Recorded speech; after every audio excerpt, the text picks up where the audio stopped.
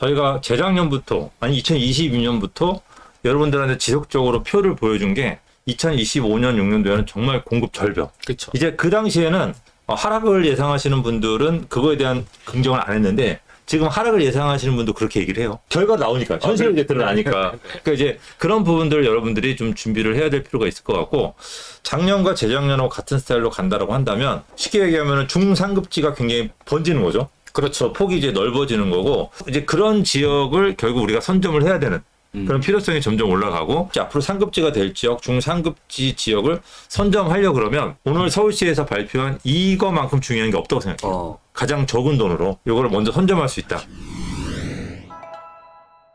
서울시에서 공간 대개조 67.6이라고 오늘 발표를 했어요. 67.6. 네. 이 숫자가 의미가 있죠. 있죠. 이게 이제 우리 서울에 그 수많은 지상철. 우리가 막 서울시 다니다 보면 막 지상으로 철도가 다니잖아요. 네. 2호선도 막 다니고. 네. 근데 이것 중에서 67.6km에 해당되는 요 부분만큼을 지하로 하겠다라고 네네. 하는 부분을 이제 정확하게 이제 오늘 발표했습니다. 네. 그래서 어떤 식으로 발표를 했는지 이 영상 여러분들이 철도 지하로 유튜브에서 치시면은 오세훈 서울시장 특히 서울시에서 발표한 내용을 풀 영상으로 볼 수가 있습니다. 그래서 유튜브에서 여러분들이 그걸 보시면 돼요. 네. 보시면 되는데 오늘 그것도 여러분들 시간 없잖아요. 맞아요. 1시간 가까이를 이제 거기 투자할 수 없으니까 저희 또 거기는 분석은 안 해줘요. 하겠다는 얘기만 하니까 여러분들이 저게 진짜 하는 건가? 네. 저게 정말 잘 되는 거야? 그럼 어디가 되는 거야? 그렇죠. 그리고 오늘 저걸 하는 경우에는 우리는 어떻게 투자해?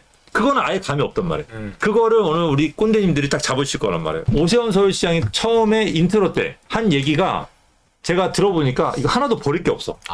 요약해서 뒤에서 직원이 나와서 하거든요. 서울 직원이. 그거를 자기가 앞에서 다 해버려. 엑기스를. 그래서 그 부분을 엑기스를 먼저 저희가 좀 줄여서 2분 동안 저희가 딱 요약했으니까 요거 먼저 보시고 저희가 요걸 가지고 뒤에 거를 자세하게 좀 설명해 드릴 테니까 영상 먼저 보시죠. 철도가 지나다니는 소음 때문에 주거지로서의 기능이 제한된 바람직하지 않은 주거지로서 이미지가 굳어 있죠. 소음과 진동으로 인해서 서울 시민들의 삶의 질도 매우 저하되는 공간이었습니다. 이런 문제가 쌓이면서 지상철도는 도시 발전을 가로막는 요소로 그렇게 치부됐습니다. 이런 이유로 철도 지하화 프로젝트는 막대한 사업비와 긴 시간이 소요됨에도 불구하고 늘 선거 때가 되면 단골 공약이 될 수밖에 없었고 또 장기적인 도시 발전을 위해서는 반드시 추진해야 될 과제로 그렇게 인식이 되어 왔습니다. 저 역시 민선 8기 서울시장 공약 또 2040 서울 도시기본계획에 철도 지하를 포함시키면서 의지를 가지고 준비를 해왔습니다. 그러나 기존 제도적 제약으로 인해서 그동안 사업 추진이 그리 신속하게 된 편은 아니었습니다. 하지만 서울시와 서울시민의 오랜 바람에 정부가 응답해서 올해 1월에 철도 지하화 통합개발법이 제정돼서 그 제도적 기반이 드디어 마련됐습니다. 정부는 올해 말까지 지자체들의 제안을 받아서 선도사업지를 선정할 계획입니다. 선도사업지로 선정이 될 경우에 사업이 약 1년 정도 앞당겨지게 됩니다. 서울시는 오는 25일 국토교통부에 선도사업지 개발계획을 제출할 예정인데 오늘 발표하는 이런 내용이 담겨져 있습니다. 우선 사업 구간은 면밀한 기술적인 검토를 바탕으로 해서 실현 가능한 최적 구간인 경부선 일대 34.7km, 경원선 일대 32.9km로 총 67.6km에 이릅니다. 이 구간은 총 15개 자치구를 통과합니다.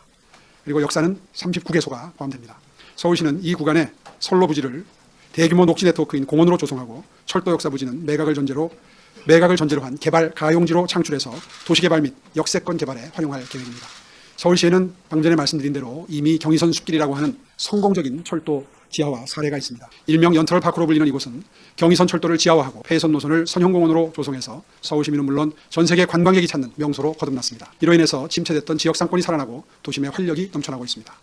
이번 철도 지하화 프로젝트가 성공적으로 추진이 된다면 서울 시내 총 122만 제곱미터 약 37만 평의 새로운 녹지가 조성이 돼서 서울 전역이 명실공히 정원도시 서울로 변모하게 됩니다. 이렇게 되면 녹지가 더욱 시민들의 일상이 돼서 삶의 질이 크게 향상될 것이 기대됩니다. 시민 여러분들께서 아마 가장 크게 걱정하시는 부분은 사업비 부분이 될 것입니다.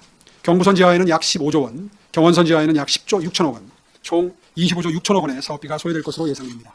이 사업비는 상부공간 개발 이익을 통해서 충당됩니다. 현재 예상되는 상부공간 개발 이익은 총 31조 원으로 사업비의 121%를 충당할 수 있습니다. 따라서 추가 예산 소요 없이 사업을 충분히 수행할 수 있습니다. 내용을 요약해서 말려드리면은 일단은 국토교통부에서 이 철도 지하화 작업 전국적으로 철도 지하화 작업을 각 지자체별로 이제 공모를 했죠. 그렇죠. 근데 서울시에서 그 공모를 넣는데 서울시를 선도지구로 지정해줘라.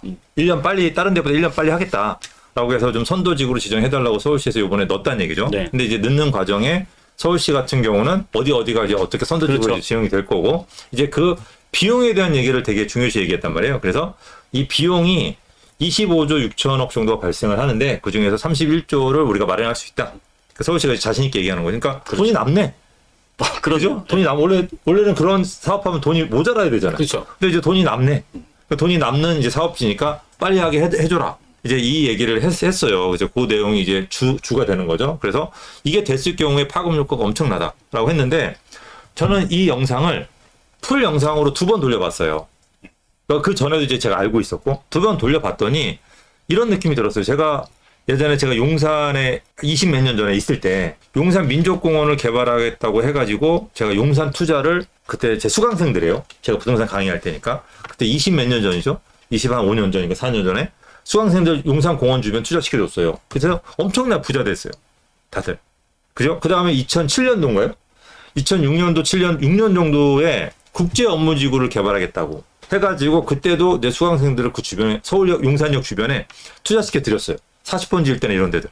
거기도 뭐 1, 2억 주고 사드린 게 지금 뭐 30억, 40억 돼 있어요. 그러니까 엄청난 또 부가 이루어졌죠. 그 부분이. 그렇죠. 근데 제가 이 철도 지하 요 내용을 보면서 제가 막 전기가 올랐던 게 뭐냐면 야, 이거 잘만 하면은 용산 국제업무지구 또는 용산 공원에 가까운 그런 투자 수익을 올릴 수가 있는 그러니까 엄청나게 오를 수가 있는 호재가 되겠다. 이 주변을 잘 공략하면 이런 생각이 들었거든요. 그죠? 그래서 저는 요거를 갖다가 오늘 주로 여러분들한테 이걸 굉장히 좀 크게 다뤄야 될 필요가 있다라고 생각을 해서 이제 저희 영상을 저희가 제작을 해봤고 자, 그러면 제가 좀 전에 엄청난 부가 될 거라고 예상을 했지만 요 철도 지하 작업 잘 되면 네. 많은 분들이 걱정하는 게 뭐 첫 번째도 그렇고 두 번째도 그렇고 뭐 세 번째도 물어보면 되는 거야? 진짜 되는 거야? 왜냐면 뭐 서울시나 정부가 뭐 한다고 했을 때 안 된 경우가 너무 많잖아요. 많죠. 그러니까 좀 약간 이게 늑대가 왔다. 늑대 소년. 서울시장이 늑대 소년 또는 정부가 늑대 소년이 되는 경우가 많아가지고 지금 진짜 되는 거에라는 의문을 갖는데 양치기 소년. 예, 양치기 소년. 늑대 소년. 늑대 소년. 아니고. 아, 네, 늑대 소년 영화를 감명 깊게 봐서. 자, 우리 권교원님이 이런 걸 잘 잡아내요. T라서 네, 그렇죠. T. 자, T. 저는 네.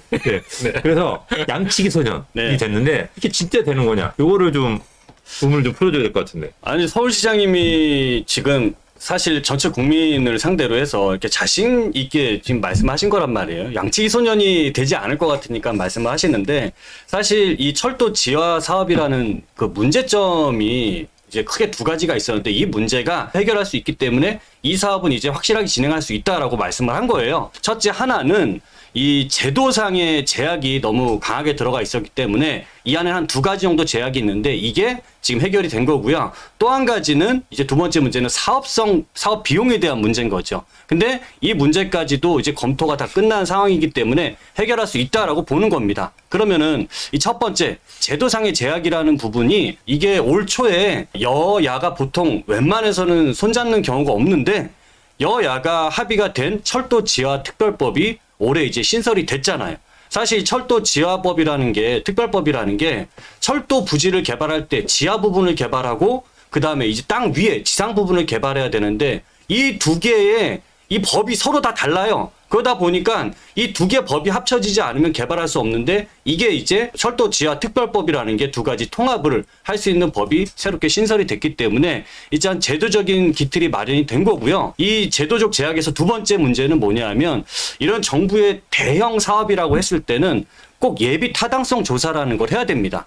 이번에는 어떤 식으로 진행이 되냐면 예비 타당성 조사 대상에서 아예 이 철도 이 개발에 대한 타당성을 이제 제외를 시켜요. 이 대상 자체가. 근데 어떻게 제외가 되냐면 사실 여러분들이 내는 세금을 가지고서 이런 대규모 사업을 했을 때는 당연히 국민들한테 이 사업이 실패하면 안 되니까 이런 부분들을 A부터 Z까지 다 조사를 해서 충분히 사업 타당성이 있으면 하는 겁니다라고 하는 거지만 이 사업 자체는요. 국비를 쓰는 게 아니고 이제는 이 사업비에 대한 부분들이 일단은 국가 재정이 아닌 이 개발 이익을 가지고 쓸 수 있다 보니까 이건 예비 타당성 조사 대상에서 빠지게 된 거죠. 그러다 보니까 제도적으로는 이제 이 2가지들이 해결이 되면서 일단 제도적인 문제가 없이 사업이 진행할 수 있게 됐고요. 여기에 이제 2번째인 문제가 이 사업 비용에 대한 문제인 거죠. 근데 이 사업 비용에 대한 문제에 대한 연구 결과가 이제 발표가 된 거고요. 이 사업 비용은 개발 이익이 사업 비용보다 더 크게 나온 거죠. 오히려 이익이 더 남는 사업이 되기 때문에 이 사업은 이제 진행이 가능한 상황이 된 겁니다. 알겠습니다.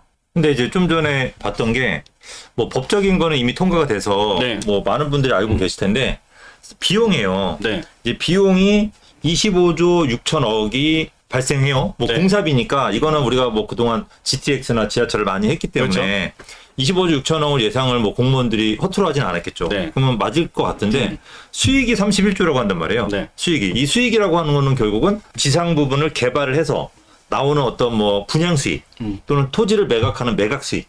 이게 수익이 31조가 작은 돈이 아니잖아요. 그렇죠. 3,100억도 아니고 3조도 아니고 네. 31조면은 용사국제업리고 더 비싼 건데 땅 자체 가격. 아, 땅값만. 땅값만 하면. 근데 31조라는 토지 수익이 발생을 한다라고 하는 게 조금 우리 구독자분들이 의아심을 가질 수도 있을 것 같아요. 과연 31조라는 돈이 나올 수 있나? 일단은 철도 부지가 가는데? 그렇죠. 네. 일단은 이 중에서 한 가지 좀 예를 들어서 제가 보여드릴게요. 이 서울역, 이 지금 여기 사진에 보이시는 게 서울역인데요. 전체 부지 중에서 녹지 공원으로 개발하는 곳이 있고, 그 다음에 여기에 기반 시설이 만들어지는 게 있어요. 이건 순수하게 사업 비용으로 나가야 될 곳들인데요. 그러면 여기에서 이제 개발 가능 부지라고 되어 있는 저 부분에서는 이 땅을 이제 매각을 하게 되는 이 매각 수익을 가지고서 개발 이익을 만드는 거예요. 근데 서울역 정도 되는 부지에서 이 땅을 이제 매각을 한다라고 했을 때 이거를 이제 일반 상업 지역으로 종상향을 해서 이 용도 800% 이상의 높은 용적률이 나올 수 있는 땅으로 팔겠다라는 소리인데 잘 생각해 보시면은 우리 10년 전에요. 삼성동에 보면 한전부지라고 있었죠. 근데 한전부지 같은 경우 그 당시에 평당 4억 4천만 원에 매각이 됐습니다. 현대 같은 경우에 10조 원의 그 땅을 사서 현재 이제 가치가 뭐 많이 올라서 한 20조 이상의 평가를 받고는 있는 땅이 돼 있는데 10년 전에 땅값이 그런 높은 상업지 용적률에 있는 게 사실 평당 4억 4천만 원이라고 한다면 지금 서울역 같은 부지의 땅이 이제 매각이 된다라고 했을 때 이건 전체 부지 중에서 사실 일부인데 사실 한전 부지만큼의 그만한 매각 가격이 나오지 않겠습니까? 그렇게 본다면은 이런 곳들이 사실 이제 서울시 안에서는 서울역이나 이제 용산역이나 뭐 여러 가지 청량역이라든지 이런 지역에서 곳곳에 많이 생기게 될 지역에 굉장히 고가로 땅들이 매각이 될 거기 때문에 이런 30조 원, 31조 정도 되는 이 정도 금액이라고 한다면 사실 충분히 뭐 이런 개발 이득으로 전 나올 수 있다라고 생각이 돼요. 그러니까 그러네요. 제가 그냥 봤을 때는 그 31조라는 돈이 되게 막연하게 느껴졌는데 네. 이게 아까 우리 이꾼대님이 서울역에서만 팔 수 있는 부지를 봤더니 2만 평이네요. 그렇죠. 그러면 2만 평이면은 이게 1억만 잡아도 2조가 되는 거예요. 2조. 그렇죠. 평당 1억. 근데 1억? 한전 부지가 4억에 팔렸으니까 그리고 지금은 10억이잖아요. 평당. 그렇죠. 그럼 얘를 입지기준 취소지구라고 그래서 엄청난 고밀도로 개발할 수 있는 그런 걸로 풀어서 팔 거 아니에요. 그럼 그러면 평당 뭐 예를 들어 4억에서 5억 정도 한다고 한다면 이것만 가지고도 10조 가까이를 가져올 수 있네요. 그렇죠. 그러면 이게 이제 서울역, 그다음에 용산역 있죠. 그다음에 뭐 청량리역, 영등포역 주변, 네. 그다음에 이거 말고도 또 철도 부지 일부를 네. 쓴다라고 한다면 31조라는 돈은 제가 생각할 때는 그렇게 어렵지 않게 그러니까 이미 다 계산에 쓴 거네요. 그러니까 철도 부지라고 하면 아까 우리 김건대님이 그렇게 가늘다라는 이제 네. 인식을 갖고 있잖아요. 근데 서울역의 철도 부지의 폭이 400m예요. 폭이 길이가 안 가는 애. 400m예요. 국내 불거. 네. 아나콘다네, 아나콘다. 그러니까 네. 네, 아나콘다네. 네. 좋네요. 네. 네. 철도 부지 중에서 예를 들면 구로 차량 기지라든지 네. 또는 뭐 광운대 역세권이라든지 이문 차량 기지라든지 차량 기지가 있는 지역들은 이 부지의 그 철도 노선 자체도 다양하게 많지만 선로도 많지만 그 옆에 철도 부지라고 돼 있어 건물들이 들어와 있는 것까지 합치게 되면 상당한 폭이 되는 거예요. 고밀 개발해서 높은 건물을 짓게 되면은 이제 우리 세계적인 도시들의 그 중심지 예를 들면 도쿄 같은데 용적률을 2000% 주거든요. 2000에서 2200%를 준단 말이에요. 근데 우리나라는 지금 최대로 줘본 게 뭐 1000%에서 1200% 정도가 최대고 이제 국제 업무직을 1700% 주겠다고 이제 시도하고 있는 상황인데 한꺼번에 팔지 않을 거예요. 1차 매각을 하고 2차 매각을 할 때마다 집가 상승 인플레이션을 감안한다면 매각 금액도 점차적으로 올라가게 돼서 지금 예상하는 것보다 오히려 그 매각 금액이 더 커질 수도 있는 거를 감안한다면 충분히 사업비를 충당하는 자금으로는 이거보다 예상하는 것보다 더 많이 나올 가능성이 더 높다고 봅니다. 그러니까 일단은 진짜 되는 거야는 진짜 되겠네 이번엔. 그죠? 진짜 되겠어. 그러면 언제 되냐? 얼마나 빨리 되냐도 되게 중요하잖아요. 지금 우리 그럼요. 여기 말표 아저님께서 수십 년 걸릴 텐데. 네. 그러니까 수십 년. 아니 근데 이분 제가 이해를 하는 게 지금 많이 당하셨거든요. 맞아요. 뭐 한다 그러면 진짜 10년 있다 하고 20년 있다 하고 하니까 그 언제 지금 빨리 되나요? 빨리 될 것 같습니다. 일단은 이렇게 보셔야 될 것 같아요. 전체 이 사업이 처음부터 끝까지 철도 지하가 전체 뭐 67.6km가 전부 다 올 100% 완성이 되는 데까지는 당연히 지금보다 시간이 굉장히 많이 걸리겠지만은 지금 하겠다라는 것은 뭐냐면 이제 선도 지구라는 것을 먼저 만들어 놓고 거기 안에서도 또 먼저 시작하는 곳들이 있을 거 아닙니까? 우선 개발 지역. 그렇죠. 우선 개발 지역들을 만들겠다라는 건데 일단 지금 정부 같은 경우에는 벌써 올해 말에 선도지구를 지정을 하겠다라는 거고요. 내년이면은 여기에 대한 실시 계획, 그다음에 설계를 하겠다라는 거고 그 이후에 그러면은 2026년, 2027년도부터는 여기도 이제는 계획을 바탕으로 해서 착공에 빨리 들어가는 지역들은 2027년에도 들어갈 수 있다라는 거죠. 그렇게 된다면 공사 기간이 예를 들어서 3년에서 5년 정도 된다라고 했을 때는 우리가 뭐 2030년이나 2031년 이때 되면은 벌써 완공된 지역이 나올 수 있다라는 겁니다. 그러니까 네, 진짜 전체 개발 완성은 우리 말표 아재님처럼 그렇게 긴 시간 진짜로 한 20년 30년 걸릴 수 있어요. 그렇죠. 전체를. 그런데 이게 일부 구간 네. 특히 이 31조를 빨리 충당해야 되는 그런 일부 구간 같은 경우는 생각보다 되게 빨리 되겠네요. 그래서 우리가 10년 있다가도 그 결과를 볼 수 있으니까 네. 뭐 재건축 아파트나 재개발도 하면 10년 걸리잖아요. 그렇죠. 그럼 요게 10년 정도 걸린다고 한다면 공사가 끝나고 나서 그 지역이 좋아져서 가격이 뛰는 게 아니고 쉽게 생각하시면 서울역 주변이 입지 규제 최소지구로 거기에 엄청난 국제 업무 지구의 뭐 3분의 1 정도의 업무타운이 들어선다. 그 땅을 이제 매각을 해서 네. 그러면 그것만 가지고도 주변에 호재로 반영하거든요. 그러면 옆에 서계청파라든지 아니면 이쪽에 후암동 또 이쪽에 회원동 뭐 이쪽 같은 경우는 중림동, 이쪽에 마포의 중림동, 여기는 순식간에 난리가 날 거예요. 그냥 부르는 게 가격이 될 수도 있죠. 왜냐면 서울역도 호재가 많은데 그 주변에 국제업무지구 제2의 국제업무지구 들어선다고 한다면 진짜 난리 나겠죠. 네. 이제 그런 부분들이 생길 수가 있으니까 이제 우리가 생각하는 거는 완성되고 나서만 우리 말재아재님은 생각하시는데 말표아재님은 생각하시는데 그 중간 과정에 우리가 한남 뉴타운도 이제 공사 들어가잖아요. 근데 그 중간에 무슨 일이 생길 때마다 오르잖아요. 그러니까 우리가 그런 부분들을 한번 생각해 보시면 될 것 같아요. 그래서 그런 부분들이 조금 있지 않을까 싶은 거고 이제 두 번째로 이제 궁금하시는 거는 그러면 어디가 되는 거야라는 궁금하실 거예요. 그러면 좋아 철도 지하가 되는데 우리 서울시에 철도 지상철이 몇 킬로 되죠? 101km 정도가 돼요. 101km? 예. 그래서 이제 네. 이거 한번 제가 그럼 그중에 한 절반 정도 되는 거네요. 절반보다 좀 더 됩니다. 네. 예. 보면은 지금 뭐 지상철도 구간이라고 한다면 뭐 경의선, 뭐 경부선, 뭐 경원선 여러 가지 그 국철로 들어간 지역들이 있고 우리 2호선 보면은 뭐 저기 광진구 쪽에 보면 건대입구역 쪽이라든지 이런 쪽에 또 이제 지상 구간들이 있잖아요. 이런 걸 모두 다 합치게 되면은 이게 한 101km 정도 되는 구간이 현재는 이제 지상철로 있는 것이고요. 이번에 이제 선도 대상 지역이라고 이제 한마디로 여기서 고른 거죠. 빨간색과 파란색, 경부선 중심에 있는 요 노선과 그다음 파란색으로 보이게 되는 경원선 노선 이 지역들이 토탈 이제 67.6km 이 구간을 이번 선도 대상지로 먼저 선정을 해서 개발에 들어가겠다라고 이제 발표한 겁니다. 경의선도 들어가나요? 경의선 다 포함이 돼 있는 거예요. 포함돼요. 그러니까 경부선 큰 틀에 연결되어 있는 선들이 있잖아요. 우리 뭐 지하철이라고 한다면 거미줄처럼 이렇게 딱 연결이 돼 있다 보니까 딱 구간 하나씩만 잘라서 쓰는 게 아니라 거기에 연결되어 있는 구간까지는 같이 개발하겠다라는 겁니다. 자, 이 2호선 건대 입구 쪽, 이쪽은 되게 아깝네요. 그 다음에 당산 합정. 그죠? 여기도 지하를 해놓으면 정말 가치가 올라갈 텐데요. 이게 이제 보면은 도시철도라고 돼 있는 거는 빠졌어요, 이번에. 빠지고 국철에 해당되는 곳만 이제 지정이 된 거예요. 그러니까 도시철도는 지자체가 소유하고 있고 운영을 하고 있고 국철은 소유권이 국가에 있어요. 그러니까 국가 국책 사업으로서 자본을 투입하기가 이 도시철도보다는 국철에 해당되는 곳들이 훨씬 더 용이한 거예요. 도시철도 같은 경우는 지방자치단체의 자립도라든지 재정이 부족하다 보니까 재정경제부의 어떤 지원을 받아야 되는데 우선적인 사업들이 국가의 소유권에 있는 이 국철을 먼저 하게 됐다라고 보시는 게 맞다.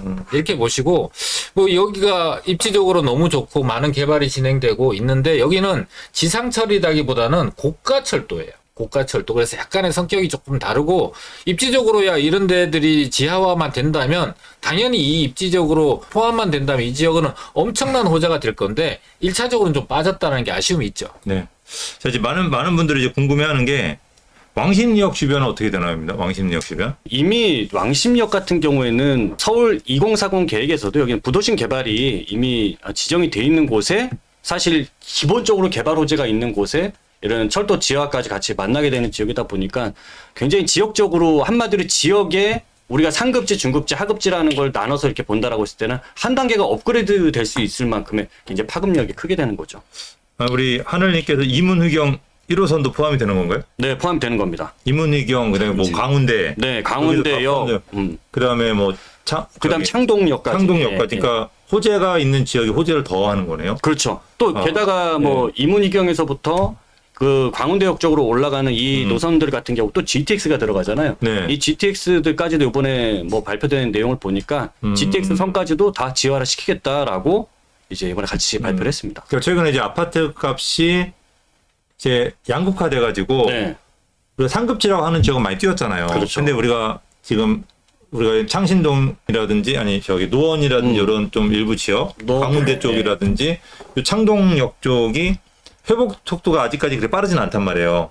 그러면 그런 지역들 이 두 가지 호재 만나는 지역도 노려도 되겠네요. 아, 그렇죠. 이 부동산이라는 건 분명히 아까도 말씀드렸지만은 이미 상급지가 엄청나게 뛴 상태에서 다른 지역이 쫓아가는 형상을 보일 수밖에 없다라고 지금 보여주고 있거든요. 뭐 강남이나 이런 데는 아파트 평당 2억이잖아요, 지금. 네. 그죠? 그러니까 평당 30평 아파트가 60억이에요. 근데 얘가 떨어져 봐야 얼마 떨어지겠냐 이거예요. 한 5억에서 10억? 그러니까 50억으로 떨어지든 40억으로 떨어지든. 그러니까 40억으로 떨어지더라도 강북하고의 격차가 너무 많이 벌어져 있잖아요. 한 그렇죠. 20억이랑 차이 그러니까 60억 가던 지금 반포의 아파트가 40억으로 떨어진다고 하더라도 강북의 아파트는 더 쫓아갈 건데 이 쫓아가는 데는 분명히 계기가 필요해요. 인플레이션이 더 누적된다든지 아니면 어떤 사람들이 난 그래 이걸 좀 더 살 거야라고 좀 몰려들 계기가 필요한데 그게 아마 이런 호재들이 실제로 이제 진행이 된다라고 하면 이제 그때 반영이 돼서 그때부터 상승하기 시작하는데 이 상승할 때는 사실 못 삽니다. 맞아요. 쫓아가기 힘드니까 순식간에 뛰어버리니까. 그래서 이런 부분들을 여러분들이 좀 선 반영을 해서 좀 노려보실 필요는 분명히 있다. 근데 급하게 하지 마시고 지금 진행되는 거 이제 결과를 보시고 올 12월 달에 어느 정도 결정되니까 그걸 보시고 움직이셔도 될 것 같다는 생각은 분명히 듭니다. 그래서 어디가 될 거냐 부분은 저희가 앞으로 영상을 통해서 조금 진행되는 상황을 통해서 계속 다뤄주실 거죠? 아유, 그럼요. 네, 자세하게 이제 구역별로 끊어서 저희가 좀 다뤄드리도록 하고 이게 마지막 문제인데 많은 분들이 생각을 하는 게 그러면 우리는 최고로 좋아졌죠. 여기는 무조건 투자해야 된다. 철도 지하의 핵심은 여기다. 이거 좀 딱 결론 내릴 수 있나요? 시원하게? 아, 그럼요. 우리 꼰대는 또 시원한 아, 방법이잖아요. 그럼요. 우리 시원시원하게. 네, 겨울에도 시원하게. 네. 쿨하게. 네. 네. 이거는 제가 답변 드리는 것보다 오세훈 시장이 여기입니다라고 딱 오늘 발표했어요. 철도는 산업화 및 도시화를 견인한 핵심 기반 시설로 앞으로 서울의 대표 중심지로 성장할 거야라고 하는 데가 어디? 첫 번째 서울역. 이게 첫 번째라고 해서 이게 1위가 아니에요. 근데 그냥 순서대로 그냥 시계 방향으로 할게요. 서울역. 그다음에 청량리역, 용산역, 영등포역 여기다라고 해서 아예 파란색으로 범위까지를 딱딱 지정하고 그 역을 딱딱 집어놨어요. 이렇게. 그래서 여기 보시면 되는 거죠. 아주 쉽죠? 그러니까 뭐 서울역하고 용산역은 원래 뭐 최고로 좋아진다는 건 다들 알고 있잖아요. 그렇죠. 이제는 GTX 뭐, 2개 예. 들어오고 뭐 이런 것도. 예, 이제는 뭐 서울역, 용산역이 앞으로 대한민국의 중심역이 된다라고 모르시는 분들이 안 계시니까. 네. 근데 청량역하고 영등포역이 많이 이제 부상이 되겠네요. 아, 그렇죠. 특히 영등포역 같은 경우는 어떻게 보면 영등포역 주변이 오히려 영등포역에서 거리가 먼 신길이나 다른 데보다 더 싼 경우도 있어요. 그런 경우도 너무 있죠. 낙후돼 있어가지고. 네네네. 그죠? 네. 도림동이나 이런 데 되게 싸잖아요, 지금은. 그렇죠. 근데 요게 만약에 철도 지하라든지 그 철도 차량 기지나 그런 철도 라인이 그 고밀로 개발이 되면은 오히려 이 지역의 또 중심으로 다시 한번 거듭날 수 있겠네요. 그러니까 영등포 지역을 제가 돌아다니다 보면은 영등포 아래쪽에 신길동이나 도림동이나 이런 쪽 같은 경우가 대부분이 모아타운이나 신통으로 다 지정이 돼 있어요. 네. 그러니까 안 비어 있어요. 그러니까 그 지역이 만약에 늦었죠. 그 지역이 저희가 많이 투자시켜 드렸죠. 네네. 굉장히 저렴할 때. 그렇죠. 그래서 이게 좀 더 속도를 받을 수가 있을 거고 이제 우리 아파트라고 하는 거는 결국 아파트 촌이 형성이 돼야지. 나 혼자 단지 한 두세 개 생긴다고 해서 아파트값 절대 오르지 않거든요. 그렇죠. 그 촌이 신길 뉴타운이 대표적이에요.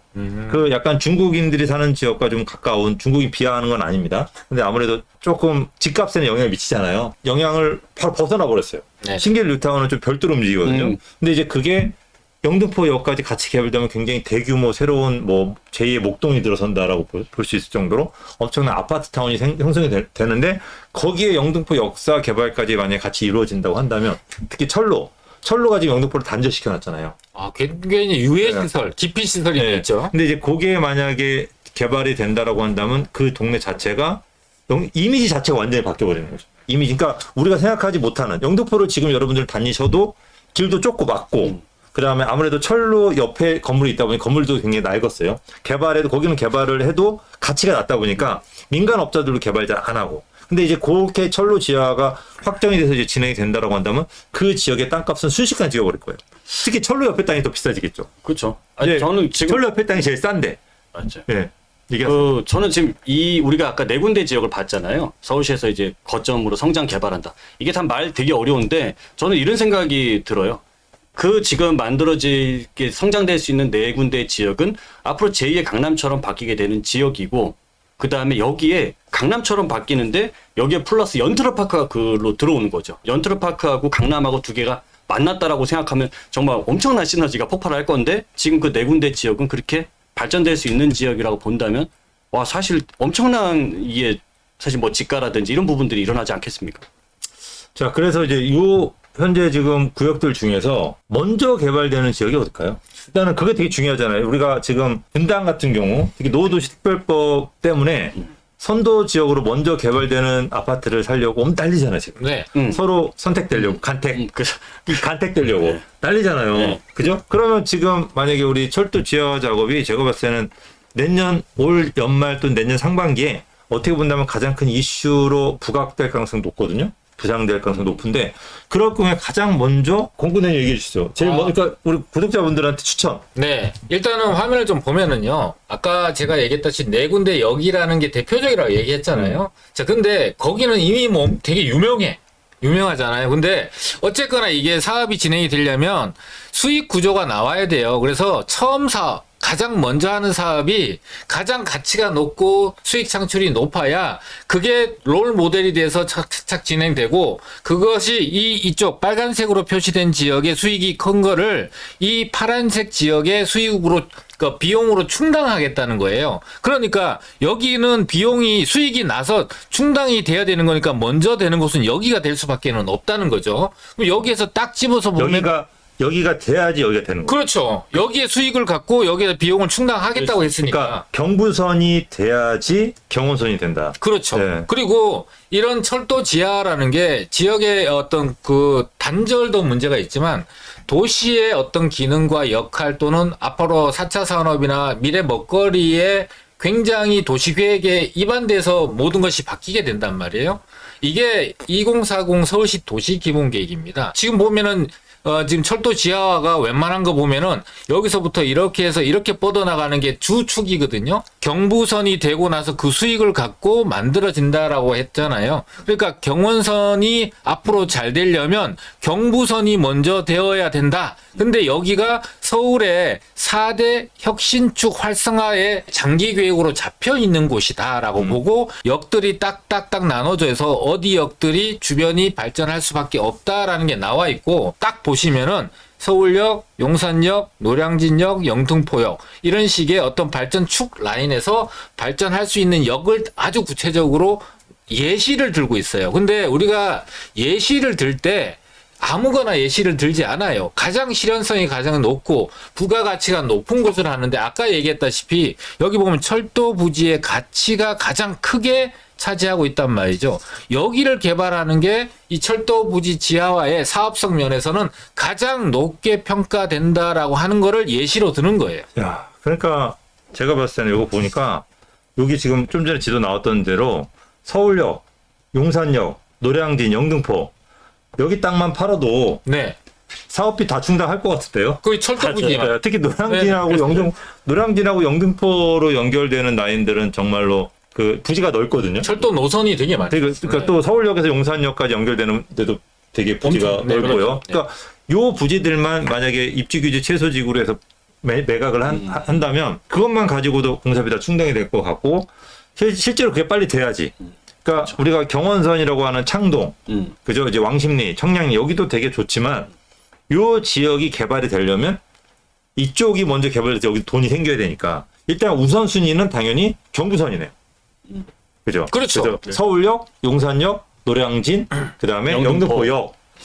야, 영등포역 제가 투자시켜드린 분들 대박 났네요. 엄청 좋아지겠는데?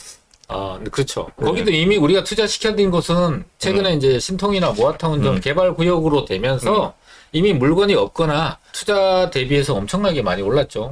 자, 어쨌든 뭐 아직도 우리 안티파티사님께서는 차량기지 옮기는 것도 수십 년간 못 하는데 오세훈 대권 준비용 저기 아니까라는 이제 말씀을 하시고 제가 읽으면 안 됐나 보다. 조금 약간 근데 이제 약간 대권용 멘트지 않을까 정책이지 않을까라고 하는데 어떻게 보세요? 차량 기지 옮기는 거와 이 철도 지하가 조금 다른 게요, 성격이. 차량 기지를 옮기는 거는 옮기는 대상지가 있어야 돼요. 근데 그 대상지와 협의가 잘 안 되는 거예요. 예를 들면은 구로 차량 기지를 광명시로 옮기는데 광명시가 반대하는 거예요. 지하화가 되는 거는 되기만 하면은 지역 경제를 활성화시킨 거기 때문에 환영받는 거고 차량 기지 이전은 환영받지 못하는 사업에 해당이 되다 보니까 성격 자체가 좀 다르다라고 볼 수가 있는 거죠. 그러니까 서울역에서 용산역까지 지하를 하는 거는 이미 오세훈 서울시장이 국제업무기구랑 연관을 해서 이미 진행을 지금 하고 있습니다. 확정됐죠. 네, 그렇죠? 그거는 이제 하고 있는데 그 범위가 조금 넓어지는 거죠. 네. 일단은 우선순위로 봤을 때는 여러분들 이제 용산역까지 지하 작업을 했던 게 영등포역까지 일단 넓어진다고 보시는 게 맞을 것 같아요. 거기가 최우선이지 않을까. 왜냐면 거기를 먼저 하지 않는 이상은 다른 데를 할 재원을 못 만든다. 라고 보시면 될 거고 또 우리가 사업을 하다 보면은 제일 안전한 것부터 하잖아요. 네. 그렇죠. 근데 그 지역이 제일 안전하고 가장 높은 수익을 올릴 수가 있다고 보시면 될 것 같습니다. 올빼미님께서 강북 노도강은 사업성 안 나와서 무리인가요? 정부에서는 그러니까 사업성이 크게 높지 않다. 그곳에서 이런 부지를 매각을 했을 때 매각 비용이 크지 않다라고 보다 보니까 이런 경부선 쪽에서 나오는 이 자금 자체를 이쪽으로 활용하겠다라는 거니까 사실 시차적인 문제가 있을 뿐인 거지 그 지역이 개발이 되고 안 되고 문제는 저는 전혀 다른 문제예요. 개발되는 겁니다. 이번에는 좀 법도 만들고 전에는 항상 무슨 선거 공약을 했을 때 재원 마련이 안 돼서 사업이 다 진행이 안 됐거든요. 그렇죠. 근데 이번에 서울시에서는 또 만약에 정부에다가 국토부에다가 우리 철도 지어할 거니까 돈 좀 줘라고 하면은 진행이 안 됐을 거예요. 그러니까 아예 자체적으로 재원 마련을 아예 해버리는 거죠. 그렇죠. 그러면 이제 서울시가 직권으로 이제 진행이 가능하고 국토부에서는 도장만 찍어주면 되니까 또 국토부에서도 어차피 대통령 공약이었거든요. 네. 그러니까 이 부분은 제가 봤을 때는 내년까지는 무조건 진행이 될 것 같아요. 이제 공약을 약속을 지키기 위한 부분에서도 그리고 여러분들 이렇게 생각하시면 될 것 같아요. 아까 보셨던 경원선 같은 경우는 서울시장이 바뀌거나 대통령이 한 2번 바뀌면 거기는 진행이 안 될 수도 있어요.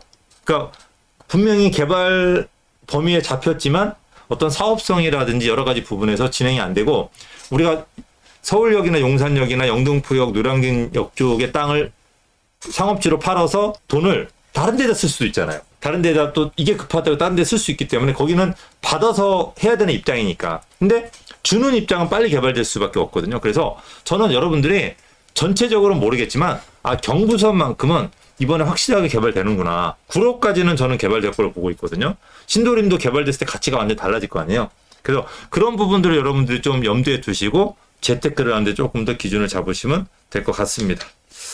이수환님께서 서울역에서 용산역까지 우선 지하하고 만초점 복원되면 청파동 원효로가 최고 수혜 지역일 거다. 많은 분들이 지금 얘기하는 게 서울역에서 용산역이 지하가 되면은 이 서계 청파 그다음에 원효로 쪽이 용산 민족공원하고 바로 연결돼 버리잖아요. 영산공. 네, 용산공원하고. 그러니까 이제 그게 좀 가장 큰 수혜지 않을까. 네. 그러니까 되게 접근성이 어려워지는데 접근성이 너무 쉬워지고 또 거기에 또 공원이 생겨버리니까. 네. 그래서 엄청나게 좀 약간 후회지 않을까라고 봅니다. 그래서 삐리따님께서 청파 2가 빌라도 놔두면 괜찮을까요? 그냥 갖고 계셔야죠. 괜찮은 정도가 아니고 저는 10년 정도 지나면 대박 나지 않을까라고 생각을 합니다. 대박이라고 보셔도 될 것 같아요. 꼭 이런 지역들 팔고 나면요 나중에 또 못 들어갑니다. 그게 가장 큰 문제인 거예요. 그러니까 지금 이런 것들 꼭 들고 계십시오. 자, 저희가 이제 요 철도 지하 작업, 철도 지하 부분에 대한 영향은 저희가 이제 라이브다 보니까 네네. 여기까지 하고 네. 이제 차차 전체적인 영향을 미치거나 구체적인 네. 지역 언급이나 이런 거는 저희가 따로 영상이나 저희가 세미나를 통해서 여러분들한테 정확하게 전달해 드리도록 하겠습니다. 저희가 지금부터 이제 심층 분석해서 진행되는 상황을 보고 연구를 해가지고 가장 많이 뛸 지역을 여러분들한테 하나씩 소개를 해드릴 겁니다. 이제 그때 저희가 물건을 준비할 거니까 이게 나왔다고 급하게 마음 먹지 마세요. 이게 나와서 바로 반영돼서 뛰지 않습니다. 조금 더 구체적인 게 진행이 돼야지 그때 뛰니까 조급해하지 마시고 조금만 기다리셨다가 저희가 야 이거는 100% 안전하다, 100% 된다라고 하는 그게 나왔을 때 그때 여러분들이 어떤 재테크를 움직이시면 될 것 같습니다. 뭐 저희를 통해서 하셔도 되고 직접 가셔가지고 사셔도 전혀 상관이 없습니다. 이제 그렇게 보시면 될 것 같고 자 저희가 이제 방송에서 못한 얘기들 좀 더 구체적인 자세한 개발 호재 같은 경우 개발 구역에 관한 얘기 같은 경우는 저희가 세미나를 통해서 여러분들한테 전달을 해드리니까 자 이번 주 토요일 날 세미나 지금 뭐 많이 마감됐고요. 저희가 한 10분 정도 더 모일 수가 있습니다. 그러니까 지금 자리가 10석밖에 없으니까 이 영상 끝나고 바로 이제 전화 주시면 세미나 여러분들 참석을 하실 수가 있습니다. 그래서 세미나 오셔가지고 좀 더 구체적인 내용과 좀 더 이렇게 질의응답을 하셔가지고 정확한 정보를 얻어가시면 될 것 같습니다.